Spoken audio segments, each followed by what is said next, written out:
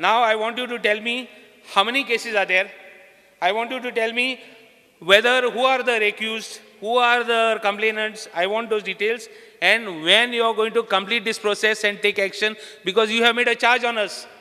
तो जे सांगता पळय न्ही गजाल केसी बंद केलो म्हणून ना, इट इज अंडर इन्व्हेस्टिगेशन. हांव ताका परत सांगता, it is specifically 9 cases are there and it is under investigation. Speaker sir, why you have not recovered even those 1,200 crores? Why it has taken you so long, and when will you complete this process first? You have not even forget about all other 38,000 crores.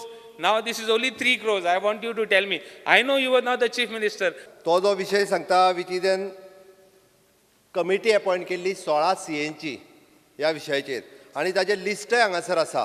तुज्या म्हायती खातीर जाय जाल्यार सांगता. आनी ते माय नोंदरांचे auditor न्ही, which is the separately committee appointed by then government, which is of the 16 CA. They have submitted their report, and that report is with the government. Because sir, आमकां apology मागपाची कांयच गरज ना. हांव तुका सांगता, अंडर द CA report आमी recovery जे तुवें म्हटल्या प्रमाणे इट इज 1,200 crores. तेज्यो सगळ्यांच्यो ऑर्डरी ज्यो कितले जातले हेजेर हांव नकळो आत्ता, बट सगळ्या जाणांक नोटिसी ज्यो आसा पळय न्ही विदीन अ मंथ धाडटा. आनी तुका सांगला त्या प्रमाणे इट इज ऑलमोस्ट 42 कंपनी, तिक्याय कंपनीक नोटिसीस ज्यो वयतले, कोणूच सुटचो ना हितूंतल्यान, ते पयलीं सांगता तुका. आनी you are quoting about under rule 37 of the MCR 1960. It is an without authorisation from the state government.